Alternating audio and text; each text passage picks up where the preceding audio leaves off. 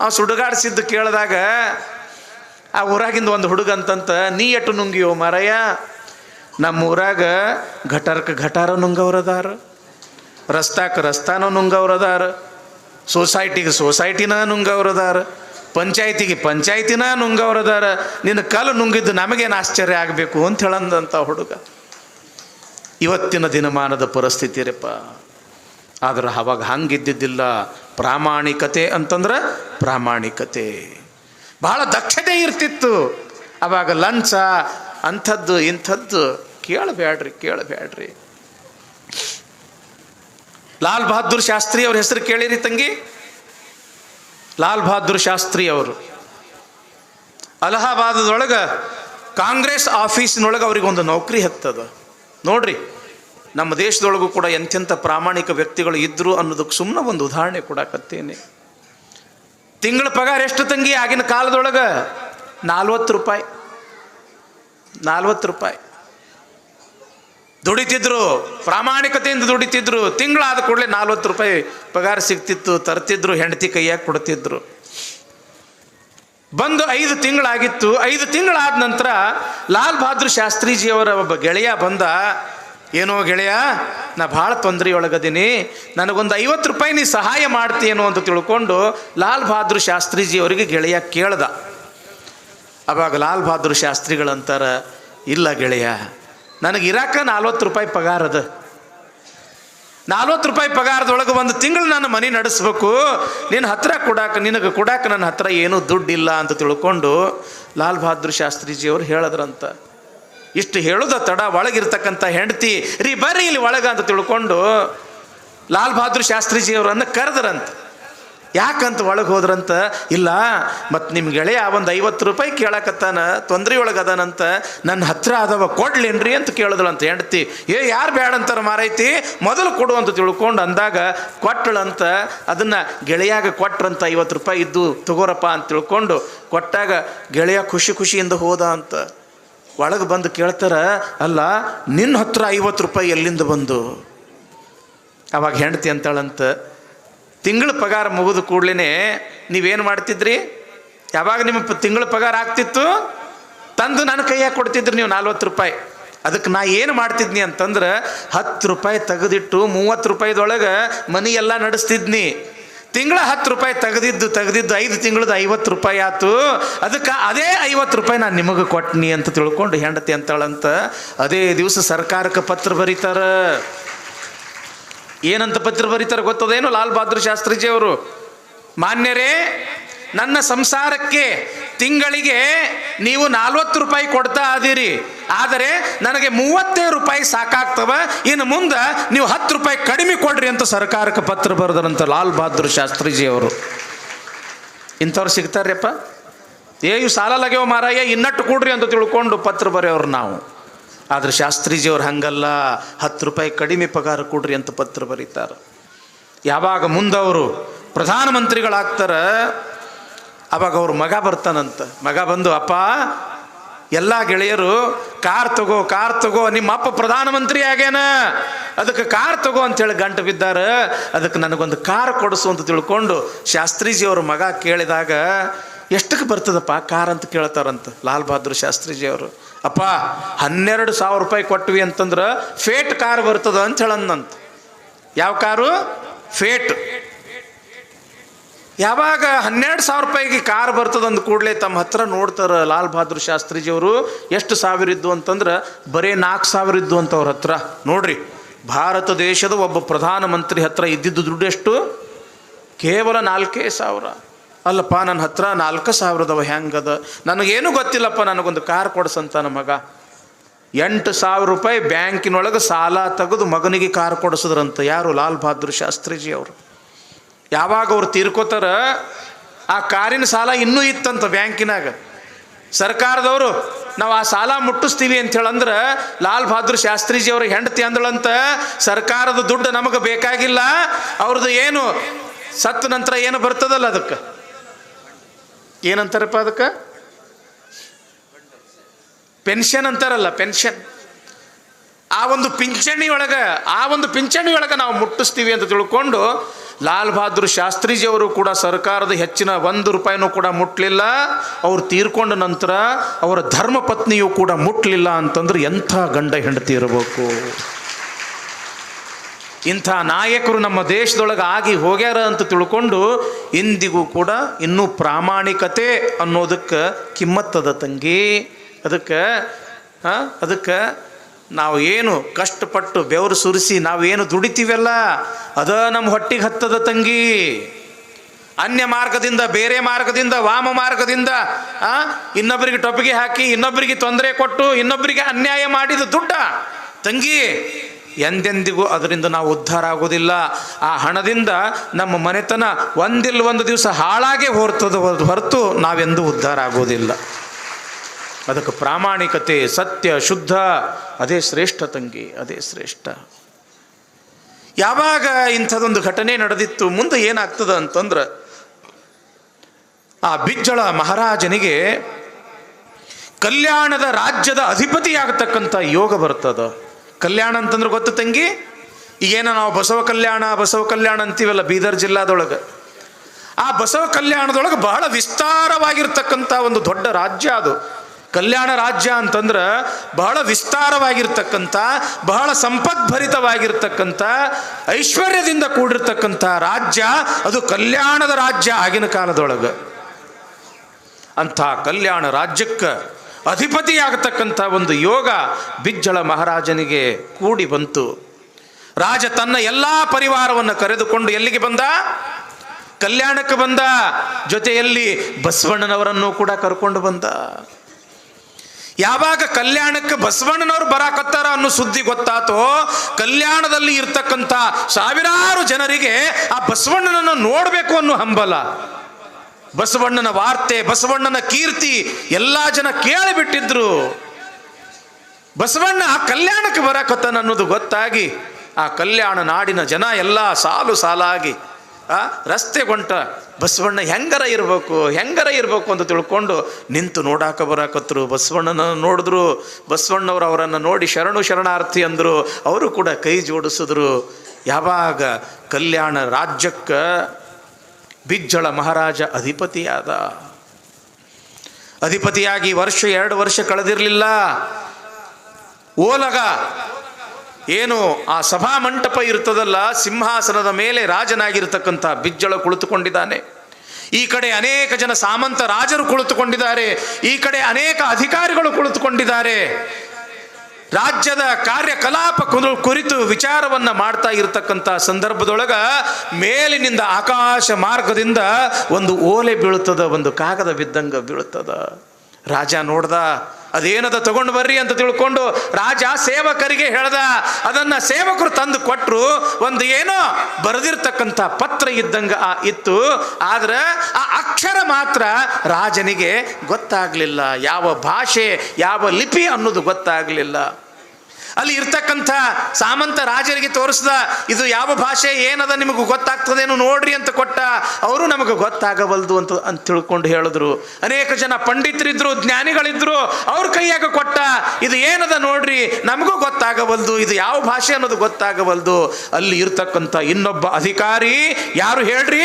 ಕೊಂಡಿ ಮಂಚಣ್ಣ. ಪ್ರವೇಶ ಆತ್ ನೋಡ್ರಿ ಇವತ್ತು ಕೊಂಡಿ ಮಂಚಣ್ಣಂದು. ಯಾವಾಗ ಸಿನಿಮಾದೊಳಗೆ ವಿಲನ್ ಪಾತ್ರ ಎಂಟ್ರಿ ಆಗ್ತದ, ಅವಾಗಿನಿಂದ ಅದ್ರ ಸಿನಿಮಾದ ಮಜಾನ ಬೇರೆ ಇರ್ತದ. ಹೌದಲ್ಲ? ಖಳನಾಯಕ ಇಲ್ಲಿ ಕೊಂಡಿ ಮಂಚಣ್ಣ ಅಂತನ. ಪ್ರಭುಗಳೇ, 64 ವಿದ್ಯಾ ನಿಪುಣ ನಾನು, 64 ವಿದ್ಯೆಯನ್ನು ಬಲ್ಲವ ನಾನು. ಈ ರಾಜರಿಗೆ, ಸಾಮಂತರಿಗೆ, ಅಧಿಕಾರಿಗಳಿಗೆ, ಈ ಪಂಡಿತರಿಗೆ ಆ ಪತ್ರ ಓದಲಿಕ್ಕೆ ಬಾರದೆ ಇದ್ರೇನಾತು, ನಾನು ಓದುತ್ತೀನಿ, ಆ ಪತ್ರವನ್ನು ಕೊಡ್ರಿ ಅಂದ ಕೊಂಡಿ ಮಂಚಣ್ಣ. ಆಯ್ತು ಅಂತ ತಿಳ್ಕೊಂಡು ಆ ಪತ್ರ ಕೊಂಡಿ ಮಂಚಣ್ಣನ ಕೈಯೊಳಗೆ ಕೊಟ್ಟರು ರಾಜನಾಗಿರ್ತಕ್ಕಂಥ ಬಿಜ್ಜಳ ಮಹಾರಾಜ. ನೋಡ್ದ ಕೊಂಡಿ ಮಂಚಣ್ಣ, ಅದನ್ನು ಓದೇ ತೀರ್ತೀನಿ ಅಂತ ತಿಳ್ಕೊಂಡು ಬಹಳ ಉತ್ಸಾಹದಿಂದ ತಗೊಂಡಿದ್ದ. ನೋಡ್ದ, ಮುಖ ಸಪ್ಪಗಾತು. ಯಾಕೆ? ಅವನಿಗೂ ಕೂಡ ಅದು ಓದಾಕ ಬರಲಿಲ್ಲ. ಹಿಂಗೊಮ್ಮೆ ನೋಡ್ದ, ಮ್ಯಾಲೊಮ್ಮೆ ನೋಡ್ದ, ಕೆಳಗೊಮ್ಮೆ ನೋಡ್ದ.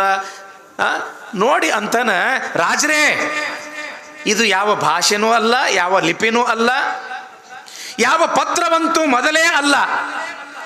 ಕೆಲಸಕ್ಕೆ ಬಾರದು ಯಾವುದೋ ಹುಡುಗರು ಏನೇನೋ ಗೀಚಿ ಒಗದಾರ, ಗಾಳಿಗೆ ಮ್ಯಾಲಿನಿಂದ ಇಲ್ಲಿ ಕೆಳಗೆ ಬಂದು ಬಿದ್ದದ. ಇದು ಏನೂ ಇಲ್ಲ, ಇದನ್ನು ತಿಪ್ಪ್ಯಾಗ ಎಸಿರಿ ಅಂತ ತಿಳ್ಕೊಂಡು ಯಾವಾಗ ಕೊಂಡಿ ಮಂಚಣ್ಣ ಹೇಳ್ದ, ಆದ್ರೆ ಹಂಗೆ ಮಾಡಲಿಲ್ಲ ರಾಜನಾಗಿರತಕ್ಕಂಥ ಬಿಜ್ಜಳ. ಬಸವಣ್ಣನ ಮೇಲೆ ಅಪಾರವಾಗಿರ್ತಕ್ಕಂಥ ಶ್ರದ್ಧೆ, ನಿಷ್ಠೆ, ಭರವಸೆ. ರಾಜಸೇವಕರಿಗೆ ಹೇಳ್ದ, ಸೇವಕರೇ, ಅಲ್ಲಿ ಕರಣಿಕರಾಗಿರ್ತಕ್ಕಂಥ ಬಸವಣ್ಣನನ್ನ ಕರೆದುಕೊಂಡು ಬರ್ರಿ, ಕಾರ್ಯಾಲಯಕ್ಕೆ ಹೋಗಿ ಬಸವಣ್ಣನವರನ್ನು ಕರ್ಕೊಂಡು ಬರ್ರಿ ಅಂದ ಕೂಡಲೇ ಬಸವಣ್ಣವರನ್ನು ಕರ್ಕೊಂಡು ಬಂದರು. ಪ್ರಭುಗಳೇ ಅಂದರು ಬಸವಣ್ಣವರು. ಬಸವಣ್ಣ, ಆಕಾಶ ಮಾರ್ಗವಾಗಿ ಇದು ಒಂದೇನೋ ಬರೆದಿರ್ತಕ್ಕಂಥ ಒಂದು ಪತ್ರ ಕಣ್ಣಂಗೆ ಕಾಣಿಸ್ತದ, ಇಲ್ಲಿ ಯಾರಿಗೂ ಕೂಡ ಓದಾಕ ಬರವಲ್ದು, ನೀನ ಒಂದಿಷ್ಟು ನೋಡಪ್ಪ ಏನದ, ತರ್ರಿ ಪ್ರಭುಗಳೇ ಅಂತ ತಿಳ್ಕೊಂಡು ಆ ಪತ್ರ ಇಸ್ಕೊಂಡ್ರು. ನೋಡಿದ್ರು, ಮುಖ ಬಸವಣ್ಣವ್ರು ಅರಳು ಬಿಡ್ತು, ನಗುಮುಖ ಆತು. ನೋಡಿ ಅಂತಾರ, ಪ್ರಭುಗಳೇ, ಒಂದು ಬಹಳ ಸಂತೋಷದ ಸುದ್ದಿ ಅದ. ಏನು ಬಸವಣ್ಣ? ಇದು ಪಾಲಿ ಲಿಪಿಯಲ್ಲಿ ಬರೆದಿರ್ತಕ್ಕಂಥ ಒಂದು ಪತ್ರ, ಅದಕ್ಕೆ ಶಿವಲಿಪಿ ಅಂತನೂ ಕೂಡ ಕರೀತಾರ.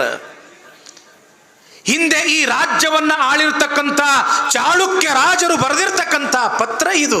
ಒಂದು ವಿಶೇಷವಾಗಿರ್ತಕ್ಕಂಥ ಮಾಹಿತಿ ಈ ಪತ್ರದೊಳಗದ. ಅಂಥದ್ದೇನದ ಬಸವಣ್ಣ? ಏನಿಲ್ಲ ಪ್ರಭುಗಳೇ, ನೀವು ಯಾವ ಸಿಂಹಾಸನದ ಮೇಲೆ ಕುಳಿತಿದ್ದೀರಿ, ಆ ಸಿಂಹಾಸನದ ಕೆಳಗಡೆ ಒಂದಲ್ಲ ಎರಡಲ್ಲ 84 ಲಕ್ಷ ಬಂಗಾರದ ನಾಣ್ಯವನ್ನು ಹೊಂದಿರತಕ್ಕಂಥ ಒಂದು ದೊಡ್ಡ ಬಂಗಾರದ ಗಂಟದ ನಿಧಿ ಅದ ಅಂತ ತಿಳ್ಕೊಂಡು ಬಸವಣ್ಣವರು ಹೇಳಿದ್ರು ರಾಜನಿಗೆ. ಏನದ ನಿಮ್ಮ ಸಿಂಹಾಸನದ ಕೆಳಗಡೆ? 84 ಲಕ್ಷ ಬಂಗಾರದ ನಾಣ್ಯ. ಬಂಗಾರದ ರೊಕ್ಕ ಅಂತೀರಲ್ರಿ ನೀವು, ಬಿಲ್ಲಿ ಅಂತೀರ, ಏನಂತೀರಿ ಅದಕ್ಕೆ? 1 ರೂಪಾಯಿ ಗಟ್ಟಿ ಇರ್ತಾವಲ್ಲ, ಅದಕ್ಕೆ ಏನಂತೀರಿ? ಇಂಥವು 84 ಲಕ್ಷ ಬಂಗಾರದ ನಾಣ್ಯಗಳನ್ನು ಹೊಂದಿರತಕ್ಕಂಥ ಅಪಾರವಾಗಿರ್ತಕ್ಕಂಥ ರಾಶಿ, ಬಂಗಾರದ ರಾಶಿ ಅದ ಅಂತ ತಿಳ್ಕೊಂಡು ಇದ್ರೊಳಗೆ ಬರೆದದ. ಹೌದೇನು ಬಸವಣ್ಣ ಅಂದ್ರು. ಯಾರು? ಬಿಜ್ಜಳ ರಾಜ ಕೊಂಡಿ ಮಂಚಣ್ಣ ಅಂತಾನ. ಪ್ರಭುಗಳೇ, ಬಸವಣ್ಣನ ಮಾತು ನಂಬಕ್ ಹೋಗ್ಬೇಡ್ರಿ, ಬಸವಣ್ಣ ಜ್ಞಾನಿ ಅಲ್ಲ, ಕೆಟ್ಟ ಅಜ್ಞಾನಿ ಅದನವ. ಅವನು ಮಾತು ಕೇಳಿ ನೀವು ಸಿಂಹಾಸನವನ್ನು ತೆಗೆದಿಟ್ಟು ನೀವು ನೆಲವನ್ನು ಅಗದಿದ್ದೇ ಆದ್ರೆ ಇದು ರಾಜ್ಯಕ್ಕೆ ಅಪಶಕುನ, ಮತ್ತಷ್ಟು ಭೀಕರ ಬರಗಾಲ ಬರ್ತದ.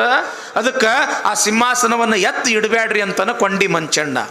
ಏನ ಆಗ್ಲಿ, ಬಸವಣ್ಣನ ಮ್ಯಾಲ ನನಗೆ ವಿಶ್ವಾಸ ಅದ, ಭರವಸೆ ಅದ, ನೋಡೇ ಬಿಡೋಣ ಅಂತ ತಿಳ್ಕೊಂಡು ಸೇವಕರನ್ನು ಕರೆಸಿ ಸಿಂಹಾಸನವನ್ನು ಬದಿಗಿರಿಸಿ ಆಳುಗಳನ್ನು ಕರೆಸಿ ಆ ನೆಲವನ್ನು ಅಗೆದಾಗ ಬಸವಣ್ಣ ಹೇಳಿದ್ದು ಸುಳ್ಳಾಗಲಿಲ್ಲ. ಬಂಗಾರದ ರಾಶಿ ಬುಟ್ಟಿಗಟ್ಟಲೆ ತೆಗಿತಾರ. ಹಿಂಗೆ ಗುಡ್ಡ ಬಿದ್ದಂಗೆ ಬಿದ್ದು ಬಿಡ್ತು. ಯಾವಾಗ ಆ ಬಂಗಾರದ ರಾಶಿ ಒಂದು ಕಡೆ ಹಾಕಿದ್ರು, ಬಸವಣ್ಣನವರು ಆ ಬಂಗಾರದ ರಾಶಿಯನ್ನ ಬಹಳ ಅಂತಃಕರಣ ಪೂರ್ವಕವಾಗಿ ಶಿವಶಿವ ಸಂಗಮನಾಥ ಅಂತ ತಿಳ್ಕೊಂಡು ಯಾವಾಗ ಬಂಗಾರದ ರಾಶಿಯನ್ನ ದಿಟ್ಟಿಸಿ ನೋಡ್ತಾರ, 100 ಪಟ್ಟು ಮತ್ತೆ ಹೆಚ್ಚಾತು ಆ ಬಂಗಾರದ ರಾಶಿ. 84 ಲಕ್ಷ ಇರತಕ್ಕಂಥ ನಾಣ್ಯ 84 ಕೋಟಿ ನಾಣ್ಯಗಳಾಗಿಬಿಟ್ಟು ಯಾವಾಗ ಆ ಬಂಗಾರದ ರಾಶಿ ಹಿಂಗೆ ಬೆಳೆದು ಬಿಡ್ತೋ, ಆವಾಗ ಬಸವಣ್ಣವರ ಯಾರು ರಾಜನಾಗಿರ್ತಕ್ಕಂಥ ಬಿಜ್ಜಳ ಅಂತನ, ಏನು ಬಸವಣ್ಣ ಇದು ನಿನ್ನ ಲೀಲೆ? ಬಸವಣ್ಣ, ಎನ್ನ ರಾಜ್ಯದ ಶಿಕ್ಷೆ ರಕ್ಷೆ ನಿನ್ನದು ಬಸವ, ಎನ್ನ ತೇಜೋಭಿಮಾನ ನಿನ್ನದು ಬಸವ, ನಿನ್ನಂತೆ ಇನ್ನುಂಟೆ ಭಂಡಾರಿ ಬಸವ, ನಿನ್ನ ಸರಿಯುಂಟೆ ದೊರೆಯುಂಟೆ ಭಂಡಾರಿ ಬಸವ, ನಿನ್ನ ಬರವಿಂದೆ ಬಂಗಾರ ಒದಗಿತು ಬಸವ, ನಿನ್ನ ಬರವಿಂದೆ ಪ್ರತಾಪ ಒದಗಿತಲೆ ಬಸವ. ದೇಶಕ್ಕೆಯುಂ ನೀನೆ, ಪಟ್ಟಣಕ್ಕಂ ನೀನೆ, ಕೋಶಕ್ಕೆಯುಂ ನೀನೆ, ಸಂಪದಕ್ಕಂ ನೀನೆ, ಆತನಾಳ್ ಕುದುರೆ ಸಂವರಣೆ ನಿನ್ನದು ಬಸವ, ಆತನ ಸಮಸ್ತ ವಿತ್ತಂ ನಿನ್ನದೆಲೆ ಬಸವ. ಬಸವ, ನಿನ್ನ ಕೃಪೆಯಿಂದ ನಿನ್ನ ಆಶೀರ್ವಾದದಿಂದ ಅಪಾರವಾಗಿರ್ತಕ್ಕಂಥ ಈ ಬಂಗಾರದ ರಾಶಿ ನನಗೆ ಒದಗಿತು ಅಂತಂದ್ರೆ ನನಗೆ ಬಲ ಬಂತು, ನನಗೆ ಶಕ್ತಿ ಬಂತು, ಈ ರಾಜ್ಯ ಹೆಂಗ ಆಳಬೇಕು ಅನ್ನೋ ಚಿಂತೆ ಆಗಿತ್ತು. ಆ ಚಿಂತೆಯನ್ನು ಬಿಡಿಸಿದವನು ಬಸವಣ್ಣ. ನಿನ್ನಿಂದ ನಾನು ಬದುಕದೆ ಬಸವಣ್ಣ. ತಗೋ ಬಸವಣ್ಣ, ಈ ಅಪಾರವಾಗಿರ್ತಕ್ಕಂಥ ಬಂಗಾರದ ರಾಶಿ ಮೇಲೆ ನನ್ನ ಅಧಿಕಾರ ಇಲ್ಲ, ನಿನ್ನ ಅಧಿಕಾರ ಅದ. ಅದಕ್ಕೆ ನಿಂದೇ ಅದ ಇದು ಎಲ್ಲ ಹೊನ್ನಿನ ರಾಶಿ, ಅದಕ್ಕೆ ನೀ ತಗೊಂಡು ಬಿಡು ಅಂತ ತಿಳ್ಕೊಂಡು ಯಾವಾಗ ರಾಜ ಹೇಳ್ದ, ಆವಾಗ ಬಸವಣ್ಣವರಂತಾರ ಅಷ್ಟೇ ಸಮಾಧಾನದಿಂದ, ಮಹಾರಾಜ ಹೊನ್ನಿನೊಳಗೊಂದೊರೆಯ, ಸೀರೆಯೊಳಗೊಂದೆಳೆಯ, ಅನ್ನದೊಳಗೊಂದು ಅಗುಳ, ಇಂದಿಂಗೆ ನಾಳಿಂಗೆ ಬೇಕೆಂದೆ ನಾದೊಡೆ, ಆಣೆ ನಿಮ್ಮ ಪ್ರಮಥರಾಣೆ ಕೂಡಲ ಸಂಗಮ ದೇವ. ಯಪ್ಪ ಮಹಾರಾಜ, ಈ ಬಂಗಾರ ಒದಗಿದ್ದು ನನ್ನ ಸಲುವಾಗಿ ಅಲ್ಲ, ನಿಮ್ಮ ಸಲುವಾಗಿ, ಈ ರಾಜ್ಯದ ಹಿತದ ಸಲುವಾಗಿ. ಅದಕ್ಕೆ ಇದು ನನಗೆ ಏನೂ ಕೂಡ ಬೇಕಾಗಿಲ್ಲ. ಅಲ್ಲ, ನಿನಗೆ ಎಷ್ಟು ಬೇಕೋ ಅಷ್ಟರ ಬೈ, ನನಗೆ ಏಟೂ ಬೇಕಾಗಿಲ್ಲ. ಇದ್ರೊಳಗಿಂದ ಒಂದು ಕಣ ಸಹಿತ ಬೇಕಾಗಿಲ್ಲ. ಹಾಗಾದ್ರೆ ಬಟ್ಟಿ ಬರಿನಾದ್ರೂ ವೈ ಅಂತ ತಿಳ್ಕೊಂಡು ಆ ಪೀತಾಂಬರಗಳನ್ನು ಕೊಡಲು ಹೋದಾಗ ಮತ್ತೆ ಅಂತರ ಸೀರೆಯೊಳಗೆ ಒಂದು ಎಳೆಯ, ಇಡೀ ಸೀರೆ ಅಲ್ಲ, ಒಂದು ಎಳೆನೂ ಬೇಕಾಗಿಲ್ಲ. ದವಸ ಧಾನ್ಯ ಆದ್ರೂ ಕೂಡ ಮನೆಗೆ ಒಯ್ಯಪ್ಪ ಅಂತ ತಿಳ್ಕೊಂಡು ರಾಜ ಹೇಳಿದಾಗ ಅನ್ನದೊಳಗ ಒಂದು ಅಗಳು ಕೂಡ ಬೇಕಾಗಿಲ್ಲ. ನಾ ಏನು ದುಡಿತೀನಿ, ದುಡಿತಕ್ಕ ನೀ ಏನು ನನಗೆ ಪಗಾರ ಕೊಡ್ತಿ, ಅದ್ರೊಳಗ ನನಗೆ ಆನಂದ ಐತೆ ಹೊರತು ಇದು ಯಾವುದೂ ಕೂಡ ನನಗೆ ಬೇಕಾಗಿಲ್ಲ ಅಂತಾರೆ ಬಸವಣ್ಣವರು.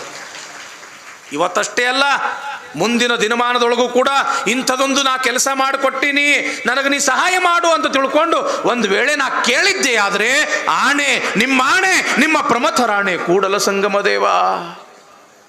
ಬಸವಣ್ಣನಲ್ಲಿ ಇರತಕ್ಕಂಥ ಈ ಗುಣವನ್ನು ನೋಡಿರ್ತಕ್ಕಂಥ ಆ ರಾಜನಾಗಿರ್ತಕ್ಕಂಥ ಬಿಜ್ಜಳ ಮಹಾರಾಜ ವಿಚಾರ ಮಾಡ್ತಾನ, ಶಿವ ಎಂಥವನು ಬಸವಣ್ಣ, ಎಷ್ಟು ದೊಡ್ಡ ಉಪಕಾರ ಮಾಡ್ದ, ಈ ಉಪಕಾರನ ಹೆಂಗೆ ತೀರಿಸಲಿ ಅಂತ ತಿಳ್ಕೊಂಡು ರಾತ್ರಿ ಇಡೀ ವಿಚಾರ ಮಾಡಿ ಮಾಡಿ ಮಾಡಿ ಬೆಳಿಗ್ಗೆ ಬಸವಣ್ಣನವರನ್ನು ಕರೆಸಿ, ಬಸವಣ್ಣ ನಿನ್ನಿಂದ ನನಗೆ ಬಹಳ ಬಲ ಬಂತಪ್ಪ, ಬಹಳ ಶಕ್ತಿ ಬಂತಪ್ಪ, ಅದಕ್ಕೆ ಒಂದು ಮಾತು ನಡೆಸಿಕೊಡ್ತಿ ಏನು ಹೇಳ್ರಿ ಪ್ರಭುಗಳೇ, ನಡೆಸಿಕೊಡ್ತೀನಿ ಅಂತ ವಚನ ಕೊಡು. ಮೊದಲು ನೀವು ಏನು ಹೇಳ್ರಿ ಅಪ್ಪಾರ, ಇಲ್ಲ ವಚನ ಕೊಡು. ಆಯ್ತು, ಏನು ಹೇಳ್ರಿ ಮಹಾರಾಜರೇ ಅಂದಾಗ, ಏನು ಇಲ್ಲ, ಇಂದಿನಿಂದ ನೀ ಈ ಕಲ್ಯಾಣ ರಾಜ್ಯದ ಕರಣಿಕನಲ್ಲ, ಈ ಕಲ್ಯಾಣ ರಾಜ್ಯದ ಪ್ರಧಾನಮಂತ್ರಿಯಾಗಿ ನೀನು ಕೆಲಸ ಮಾಡಬೇಕು ಅಂತ ತಿಳ್ಕೊಂಡು, ಪ್ರಧಾನಮಂತ್ರಿ ಆಗಬೇಕು ಅಂತ ತಿಳ್ಕೊಂಡು ರಾಜ ಹೇಳಿದಾಗ ಬೇಡ ಅಂತಂದ್ರೂ ಕಡಿಗೆ ಅಂತಾನ ಯಾರು ರಾಜ, ಬಸವಣ್ಣ ನೀ ಪ್ರಧಾನಮಂತ್ರಿ ಆಗಲೇಬೇಕು. ಒಂದು ವೇಳೆ ನೀ ಆಗೋದಿಲ್ಲ ಅಂತಂದ್ರೆ ಪರಮಾತ್ಮನ ಆಣೆ ಆಗ್ಯದ ನಿನ್ನ ಮೇಲೆ, ಕೂಡಲ ಸಂಗಮನಾಥನ ಮೇಲಾಣೆ. ಯಾವಾಗ ಪರಮಾತ್ಮನ ಮೇಲೆ ಆಣೆ ಇಡ್ತಾನ ರಾಜ, ಆಯ್ತು ಅಂತ ತಿಳ್ಕೊಂಡು ಬಸವಣ್ಣ ಒಪ್ಕೊಂಡ. ಬಸವಣ್ಣ ಇನ್ನೂ ಒಂದು ಮಾತು ನಡೆಸಿಕೊಡ್ಬೇಕು. ಏನ್ರಿ ಪ್ರಭುಗಳೇ, ನಾನೊಬ್ಬ ಸಾಮಾನ್ಯ ಅಧಿಕಾರಿ ಕರಣಿಕನಾಗಿ ಕಾಯ್ಕ ಮಾಡ್ತಾ ಇದ್ದೆ, ಇಂಥ ಕಲ್ಯಾಣ ರಾಜ್ಯದ ಪ್ರಧಾನಮಂತ್ರಿಯ ಪಟ್ಟವನ್ನು ನೀವು ನನಗೆ ಕಟ್ಟಿದ್ರಿ, ಇನ್ನೂ ಒಂದು ಮಾತು ಅಂತಿರಲ್ಲ, ಏನದು? ನಾ ಹೇಳಿದ್ದು ಕೇಳ್ತೀನಿ ಅಂತ ಮತ್ತೆ ಮಾತು ಕೊಡು. ಈ ಸಲ ನಾನು ಮಾತು ಕೊಡೋದಿಲ್ಲ. ನೀ ಮಾತು ಕೊಡಲಿಲ್ಲ ಅಂತಂದ್ರೆ ಕೂಡಲ ಸಂಗಮನಾಥನ ಮೇಲಾಣೆ. ಯಾಕ್ರಿಪ್ಪ ಮಾತಿಗೆ ಆ ನನ್ನ ಶಿವನ ಮೇಲೆ ಯಾಕೆ ಆಣೆ ಇಡ್ತೀರಿ? ಇಲ್ಲ, ನನ್ನ ಮಾತು ನೀ ನಡೆಸಕೊಡ್ಬೇಕು. ಏನು ಹೇಳ್ರಿ, ನಡೆಸ್ಕೊಡ್ತೀನಿ ಅಂದಾಗ, ಏನೂ ಇಲ್ಲ, ನನ್ನ ಒಬ್ಬ ಸಾಕು ತಂಗಿ ಅದಾಳ, ಸಾಕು ತಂಗಿ. ಆಕೆ ಹೆಸರು ನೀಲಮ್ಮ, ಅಂದ್ರೆ ನೀಲಾಂಬಿಕೆ. ಅವಳ ಜೊತೆಗೆ ನೀ ಮದುವೆ ಮಾಡ್ಕೋಬೇಕು, ಅವಳ ಜೊತೆ ನೀನು ಮದುವೆ ಮಾಡ್ಕೋಬೇಕು. ಈಗಾಗಲೇ ನನ್ನ ಮದುವೆ ಆಗ್ಯದ. ಗಂಗಾಂಬಿಕೆ ನನ್ನ ಧರ್ಮ ಪತ್ನಿ. ಒಬ್ಬ ಹೆಂಡತಿ ಇರುವಾಗ ಇನ್ನೊಬ್ಬ ಹೆಂಡತಿಯನ್ನು ಮಾಡ್ಕೊಳ್ಳೋದು ನನ್ನ ಅಂತರಂಗ ಒಪ್ಪುವುದಿಲ್ಲ. ಏನಾ ಇರಲಿ, ಶಿವನ ಆಣೆ ಆಗ್ಯದ, ಸಂಗಮನಾಥನ ಮ್ಯಾಲ ಆಣೆ ಆಗ್ಯದ ಅಂತ ತಿಳ್ಕೊಂಡು ಯಾವಾಗ ಮತ್ತೆ ರಾಜ ಆಣೆಯನ್ನು ಇಕ್ಕದ, ಆವಾಗ ಬಸವಣ್ಣವ್ರಂತರ ಬಯಸಿ ಬಂದುದು ಅಂಗಭೋಗ, ಬಯಸದೇ ಬಂದುದು ಲಿಂಗಭೋಗ. ಅಂಗಭೋಗ ಅನರ್ಪಿತ, ಲಿಂಗಭೋಗ ಪ್ರಸಾದ. ಆಯ್ತು, ಇದು ಪರಮಾತ್ಮನ ಪ್ರಸಾದ ಅಂತ ತಿಳ್ಕೊಂಡು ಬಸವಣ್ಣನವರು ನೀಲಾಂಬಿಕೆಯ ಜೊತೆಗೆ ಮದುವೆಯನ್ನು ಮಾಡಿಕೊಳ್ಳಕ್ಕೆ ಒಪ್ಪಿಕೊಂಡ್ರು.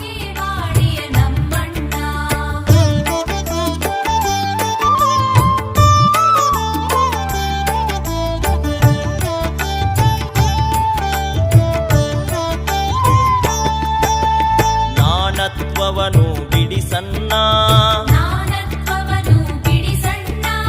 ಭಸ್ಮವ ನಮಗೆ ನೀಡನ್ನ,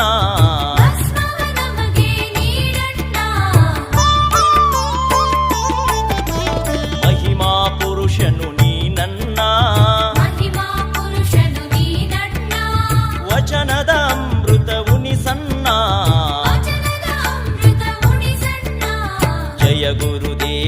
ಬಸವಣ್ಣ ಜಯ ಗುರುದೇವ ಬಸವಣ್ಣ ಬಾಗೇವಾಡಿಯ ನಮ್ಮಣ್ಣ ಬಾಗೇವಾಡಿಯ ನಮ್ಮಣ್ಣ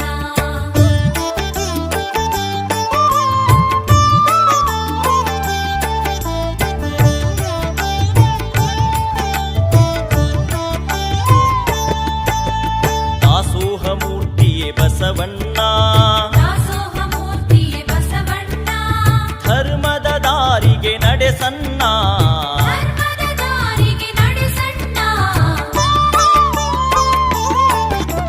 ಶರಣರ ಬಳಗಕ್ಕೆ ಹಿರಿಯಣ್ಣ ಶರಣರ ಬಳಗಕ್ಕೆ ಹಿರಿಯಣ್ಣ ಶರಣು ಶರಣು ಶ್ರೀ ಬಸವಣ್ಣ ಶರಣು ಶರಣು ಶ್ರೀ ಬಸವಣ್ಣ ಜಯ ಗುರುದೇವ ಬಸವಣ್ಣ ಜಯ ಗುರು ಮತ್ತು ಸೇತಿದ್ಲು ಮತ್ತಿಡ್ತಿದ್ಲು ಸೇತಿದ್ಲು ಇಡ್ತಿದ್ಲು.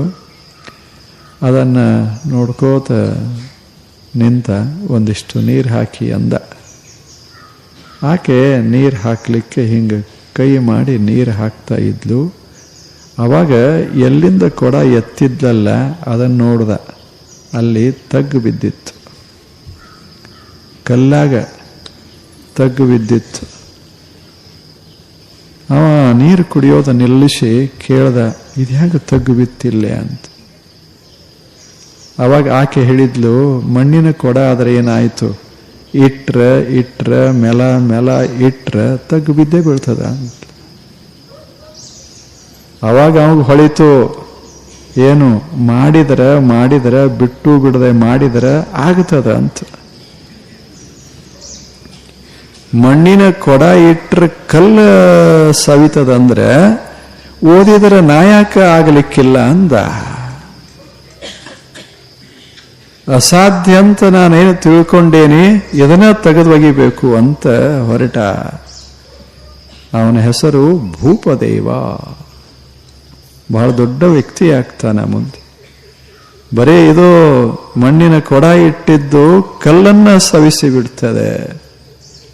ಆ ಬಳಿಕ ಬರೀ ಹಗ್ಗ, ಬರೇ ತಂತುಗಳಿಂದ ಎಳೆಗಳಿಂದ ಕೂಡಿದ ಹಗ್ಗ ಜಗ್ಗಿ ಜಗ್ಗಿ ಜಗ್ಗಿ ಕಲ್ಲಾಗ ಹರಿ ಮೂಡಿತ್ತು. ಅದನ್ನು ನೋಡ್ದ. ಅವಾಗ ಅವನಿಗನಿಸ್ತು, ಎಲ್ಲಿ ಹೋಗೋದು ಬೇಡ, ಮತ್ತೆ ಅಲ್ಲಿಗೆ ಹೋಗೋಣ ಅಂದ. ಅವಾಗ ಗುರುಗಳು ಹೇಳಿದರು, ಹಾಗಲ್ಲೋ, ನಿನ್ನ ತಲೆಯಾಗ ಏನದ ಮೊದಲು ಅದನ್ನು ತೆಗಿ. ಏನು ಅಸಾಧ್ಯದ ಅಂತೇನು ಅದ ಅಲ್ಲ. 900 ವರ್ಷಗಳ ಹಿಂದೆ ಇದ ನಾಡಿನಲ್ಲಿ ಒಬ್ಬರು ಶ್ರೇಷ್ಠ ಶರಣರಾಗಿದ್ದರು. ಅವರ ಹೆಸರು ಹೆಂಡದ ಮಾರಯ್ಯ. ಹೆಂಡವನ್ನು ಮಾರುವವ ಅಲ್ಲ, ಹೆಂಡದ ಮಾರಯ್ಯ. ಎಂಥ ಸುಂದರ ಹೆಸರು. ಆತ ಎಷ್ಟು ಸುಂದರ ಮಾತನ್ನ ಹೇಳ್ತಾನೆ. ಭಕ್ತಿ ರಸಾಯನವನ್ನ ಕುಡಿಬೇಕು. ನಾವು ಈ ಜಗತ್ತಿಗೆ ಬಂದಿದ್ದು ಯಾಕೆ? ಕುಡಿಯೋದಕ್ಕೆ, ಚಲೋ ಚಲೋ ಕುಡಿಯೋದಕ್ಕೆ, ನೀರ ಕುಡಿಯೋದಕ್ಕೆ. ನೀರು ಕುಡಿಯದೆ ಬದುಕದವ್ರು ಯಾರದಾರ? ಜೀವನದ ತುಂಬ 100 ವರ್ಷ ನೀರ ಕುಡಿದ್ರು ಸಹಿತ ಮತಿ ಮಂದಾಗೋದಿಲ್ಲ, ಪ್ರಜ್ಞೆ ತಪ್ಪೋದಿಲ್ಲ.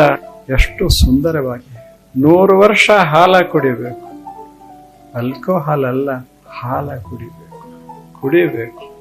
ರಸವನ್ನ ಕುಡಿಬೇಕು, ಕಬ್ಬಿನ ರಸವನ್ನ ಕುಡಿಬೇಕು. ಆ ಬಳಿಕ ನಾರಿಕೇಳದ ನೀರನ್ನ ಕುಡಿಬೇಕು. ಅಷ್ಟೇ ಅಲ್ಲ, ಭಕ್ತಿಯ ರಸವನ್ನ ಕುಡಿಬೇಕು. ಮನುಷ್ಯ ಕುಡಿಬೇಕು ಅನ್ನೋದು ಮನಸ್ಸಿನಿಂದ ಹೋಗಿ ಬಿಡಬೇಕು, ಹಂಗೆ ಕುಡಿಬೇಕು ಮನುಷ್ಯ. ಎಂಥ ಅದ್ಭುತ ಜನ ಬಾಳಿ ಬದುಕಿ ಹೋಗ್ಯಾರ. ಅದಕ್ಕೆ ಅವರು ಹೇಳ್ತಾರೆ, ಕುಡಿಯದೆ ಇರಬಾರದು, ಅದರ ಕುಡಿಬೇಕನ್ನುವ ಭಾವ ಇರಬಾರದು. ಕುಡಿಬೇಕು, ದೇವರನ್ನು ಅನುಭವಿಸ್ತಾ ಇರಬೇಕು, ಹಂಗ ಕುಡಿಬೇಕದ. ಅಂಥವರಿಗೆ ಶರಣರು, ಸಂತರು, ಜ್ಞಾನಿಗಳು, ಅನುಭಾವಿಗಳು ಅಂತ ಹೆಸರ. ಹಾಗ ಆಗಬೇಕು. ಕನಕ ಕಾಮಿನಿ ಕಾಂಚನಕ್ಕಾಗಿ ಹೊಡೆದಾಡಿ ಕೆಟ್ಟಿದೆ ಲೋಕವೆಲ್ಲ. ಇದು ಒಂಥರ ಮಸ್ತಿ. ಹಣಕ್ಕಾಗಿ ಜೀವನವೇ ಹೋಗ್ತದೆ ಇಲ್ವೇನು? ಕಾಂಚನಕ್ಕಾಗಿ ಜೀವನ ಹೋಗ್ತದೆ, ಕಾಮಕ್ಕಾಗಿ ಜೀವನ ಹೋಗ್ತದೆ, ಕುರ್ಚಿಗಳಿಗಾಗಿ ಜೀವನ ಹೋಗ್ತದೆ. ಎಷ್ಟು ಏರಿರಬೇಡ ಹೇಳಿ, ಲಹರಿ ಎಷ್ಟು ಏರಿರಬೇಡ. ಅದಕ್ಕೆ ಯಾವುದನ್ನ ಕುಡಿಬೇಕು, ಯಾವುದನ್ನ ಕುಡಿದರೆ ಬದುಕು ಮಧುರ ಆಗ್ತದೆ ಅಂಥದ್ದನ್ನ ಕುಡಿಬೇಕು ಮನುಷ್ಯ. ಅದು ನಿಮಗೆ ಗೊತ್ತದೆ. ಪ್ರೇಮ ರಸಾಯನವನ್ನ, ಪವಿತ್ರ ಪ್ರೇಮ ರಸಾಯನವನ್ನ ಕುಡಿಬೇಕು. ಕುಡಿದಾಗಿ ಜಗತ್ತು ಪವಿತ್ರ ಅನಿಸಬೇಕು, ಜಗತ್ತು ಮಧುರ ಅನಿಸಬೇಕು, ಬದುಕಬೇಕು, 100 ವರ್ಷ ಬದುಕಬೇಕು ಅನಿಸಬೇಕು. ಅಜ್ಜವ್ರಿಗೆ ಈಗ 84, ಆದ್ರೆ ಅವ್ರ ಧ್ವನಿ ಹೆಂಗದ ನೋಡಿರಲ್ಲ. ಏನ್ ಧ್ವನಿ ಅದ, ಎಂಥ ಧ್ವನಿ ಅದ. ಅದರ ಧ್ವನಿ ಕೇಳಿ ಬಿಟ್ರೆ ಕೈಯೊಳಗಿಡ್ದ ಬಾಟ್ಲಿಗಳೇ ಕೆಳಗೆ ಬಿದ್ದು ಹೋಗ್ತಾವ. ಅಂಥವ್ರು ಹೊರಟ್ರೆ ನಾಡೆಲ್ಲ ಬದಲಾಗ್ತದ. 50 ವರ್ಷಗಳ ಕಾಲ ಭಾರತ ದೇಶದೊಳಗೆ ಎಲ್ಲ ತಿರುಗಾಡಿ ಎಷ್ಟು ಜನರ ಸಮೀಪಕ್ಕೆ ಹೋದಾಗ ಎಷ್ಟು ಜನ ಪರಿವರ್ತನ ಹೊಂದ್ಯಾರೆ. ದೀಪದ ಸಮೀಪಕ್ಕೆ ಹೋದ ಬತ್ತಿಗಳೆಲ್ಲ ಹೊತ್ತಿಕೊಳ್ತಾವ. ದೀಪದ ಸಮೀಪಕ್ಕೆ ಹೋದ ಬತ್ತಿಗಳು ಆರುವುದೆಲ್ಲ ಹೊತ್ತಿಕೋತಾವ. ಹಂಗ ಅಂಥ ಮಹಾಂತಮರ ಸನ್ನಿಧಿಗೆ ಹೋದಾಗ, ಸಮೀಪಕ್ಕೆ ಹೋದಾಗ ಮನಸ್ಸು ಹೊತ್ತಿಕೊಳ್ಳುತ್ತದೆ, ಆನಂದದಿಂದ ಹೊತ್ತಿಕೊಳ್ಳುತ್ತದೆ, ಜ್ಞಾನದಿಂದ ಹೊತ್ತಿಕೊಳ್ಳುತ್ತದೆ. ಅಂಥ ಅದ್ಭುತ ಕಾರ್ಯವನ್ನ 50 ವರ್ಷಗಳ ಕಾಲ ಅವರು ಮಾಡಿದಾರ. ಮತ್ತು ಅವ್ರು ಹೇಳಿದ್ರು, ಇರೋ ತಕ. ಮತ್ತು ದೀಪದ ಕೆಲಸ ಏನು? ಇರೋ ತಕ ಉರಿಯೋ. ಸಾಧು ಸಂತರು, ಮಹಂತರು, ಶರಣರು, ಜ್ಞಾನಿಗಳು ಅಂದ್ರೆ ಏನಲ್ಲ, ಸುಮ್ಮನೆ ಉರಿಯುವ ದೀಪಗಳು. ಕತ್ತಲೆ ಬೆಳಕಾಗೋದು, ಹೊಲಸ ಮನಸ್ಸ ಸ್ವಚ್ಛ ಆಗೋದು, ದುಃಖಿ ಮನಸ್ಸ ಸುಖಿ ಆಗೋದು, ಇದು ಜ್ಞಾನಿಗಳ ಸಮೀಪ ಹೋದಾಗ ಆಗೋ ಪವಾಡ ಇದೆ. ಅಂಥ ಅದ್ಭುತ ಪವಾಡವನ್ನ ಗುರುಗಳು ಮಾಡಿದಾರ. ಅವರು ಲೋಕ ಗುರುಗಳು, ಅಷ್ಟೆಲ್ಲ ಮಾಡಿದಾರ. ಜನಾಂಗವನ್ನ, ಜೀವನವನ್ನೆಲ್ಲ ಪರಿವರ್ತನೆಗೊಳಿಸಿದಾರ. ಅಷ್ಟೇ ಅಲ್ಲ, ಆರ್ಥಿಕತೆ ಕೆಡದಂಗ ಅರ್ಥ ಬೆಳೆಯುವಂತೆ ಮಾಡಿದಾರ. ಈ ನಾಡು ಶ್ರೀಮಂತ ಮಾಡಿದಾರ. ಕುಡಿದು ಹಾಳಾಗೋದನ್ನೆಲ್ಲ ದುಡಿದು ಬೆಳೆಸುವಂಗ ಅವರು ಮಾಡಿದಾರಲ್ಲ, ಅದು ಅದ್ಭುತ ಕೆಲಸ. ಅಂಥ ಸೇವೆಯನ್ನ ಗೌರವಿಸಿದಾರ. ಯಾರು? ಸಂಯಮ ಮಂಡಳಿಯವರು ಗೌರವಿಸಿದ್ದಾರೆ. ಅದು ಬಹಳ ಮಹತ್ವದ್ದು. ಅವರು ಲಕ್ಷ್ಯಕ್ಕೆ ಬಂದದಲ್ಲ, ಅದಕ್ಕಾಗಿ ಅವರನ್ನು ಅಭಿನಂದಿಸಬೇಕು. ಸಚ್ಚಿದಾನಂದ ಹೇಳಿದ್ದಾರೆ, ಕರ್ನಾಟಕ ದೇಶದಲ್ಲಿ ಇರುವುದೇ 6.5 ಕೋಟಿ ಜನ ಅದ. ಅದರಾಗ 1,75,00,000 ಕುಡುಕರದಾರ. ಅಂದ್ರೆ ಏನ್ ಅರ್ಥ ಅದ? 1/3 ಜನ ಕುಡುಕರು, 30 ಭಾಗ ಕುಡುಕರು. 30 ಭಾಗ ಕುಡುಕರಿದ್ರ ಅರ್ಥ ಏನು ಅಂದ್ರೆ ಎಲ್ಲಾ ಮನೆಗಳಲ್ಲಿ ಕುಡುಕರದಾರ ಅಂತ ಅದರ ಅರ್ಥ. ನಾವು ಎಲ್ಲಾ ರೀತಿಯಿಂದ ಅದನ್ನ ಪ್ರಯತ್ನ ಮಾಡಬೇಕು. ಬರೇ ನಾವು ಹಿಂಗ್ ಹೇಳ್ಕೊತ ಹೋದ್ರೂ ಆಗೋದಿಲ್ಲ.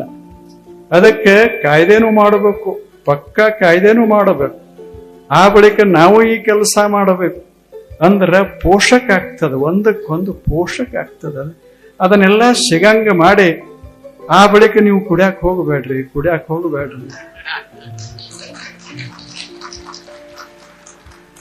ಹಂಗ ಆಗೋದಿಲ್ಲ. 11 ವರ್ಷದ ಹುಡುಗರು ಕುಡಿಯಾಕ ಶುರು ಮಾಡ್ಯಾರ. ಇದರ ಅರ್ಥ ಏನು? ದೇಶ ಹಾಳಾಯ್ತು ಅಂತ ಅದರ ಅರ್ಥ.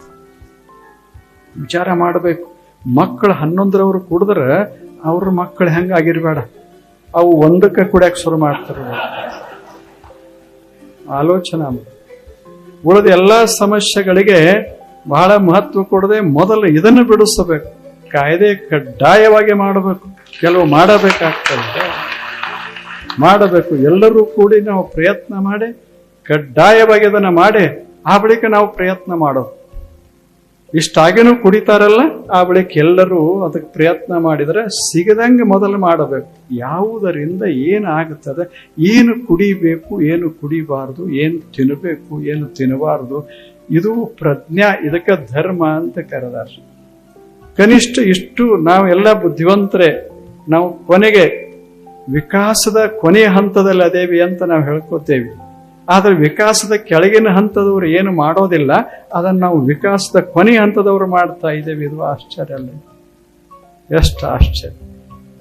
ನಾವು ಸ್ವಲ್ಪ ಆಲೋಚನೆ ಮಾಡಬೇಕು. ದ್ರಾಕ್ಷಿ ಎಷ್ಟು ಸವಿಯಾದ ದ್ರಾಕ್ಷಿ ತಿನ್ನಂತ ಕೊಟ್ರೆ ಅದನ್ನೆಲ್ಲ ಕೆಡಿಸಿ ಫರ್ಮೆಂಟೇಶನ್ ಮಾಡಿ ಅದನ್ನು ಸಂಪೂರ್ಣ ಅದರದ್ದು ಎಲ್ಲ ಮುಗಿಸಿ ಅದರಾಗಿಂದ ಒಂದು ಏನು ಬರ್ತದಲ್ಲ,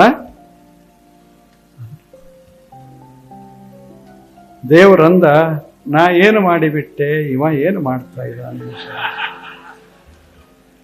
ಮತ್ತಿಟ್ಟೆಲ್ಲ ಮಾಡಿಕೊಂಡು ದೇವ್ರ ಹತ್ತರ ಹೋಗಿ ಬೇಡ್ಕೋತಾನ. ಮತ್ತೇನು ಏನು ಅದಕ್ಕೆ ದೇವ್ರು ಯಾವ ಗುಡ್ಯಾಗ ಅಲ್ಲೇ ಇಲ್ಲೇ ಎಲ್ಲಾ ಕಡೆಯಿಂದ ಮರಿಯಾಗಿ ಬಿಟ್ಟ. ಯಾಕೆ ಮರಿ ಅದಂದ್ರೆ ಇವ ಏನು ಮಾಡಿ ಬರ್ತಾನೆ ಹೇಳಕ ಬರೋದಿಲ್ಲ.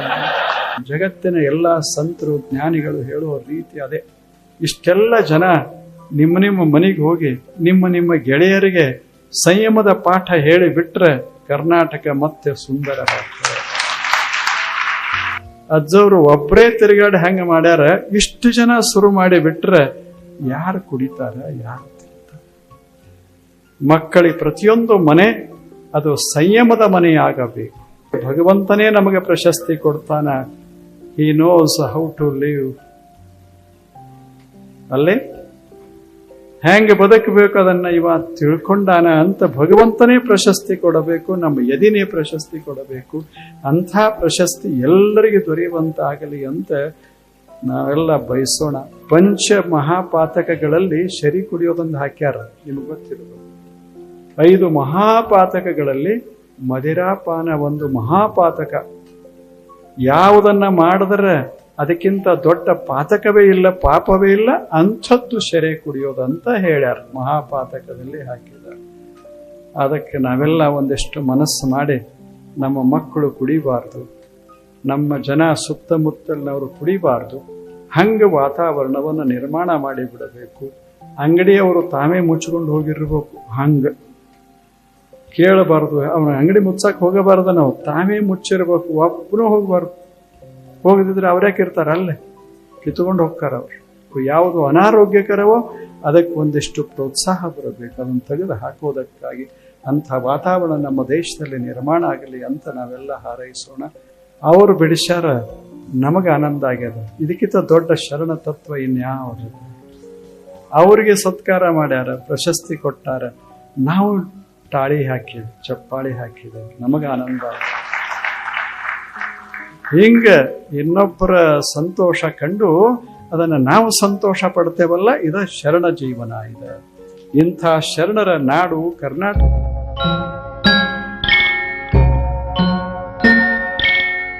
ಹಳ್ಳಿಯಾದರೇನು ಶಿವ, ದಿಳ್ಳಿಯಾದರೇನು ಶಿವ, ಜನರೆಲ್ಲ ಒಂದೇ ಶಿವ. ಎಲ್ಲ ನಿನ್ನಂತೆ ಶಿವ, ಜಗವೆಲ್ಲ ನಿನ್ನದೇ ಶಿವ.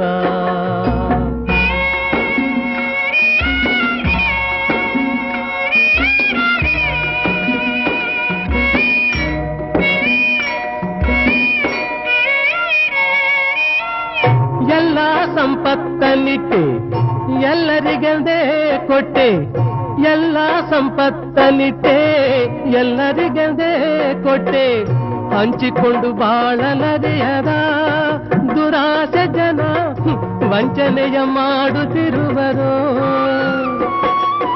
ಬಡವರನ್ನು ತುಳಿದು ಅಹಂಕಾರದಲ್ಲಿ ಮೆರೆದು ಅನ್ಯಾಯ ಮಾಡುತ್ತಿರುವರು.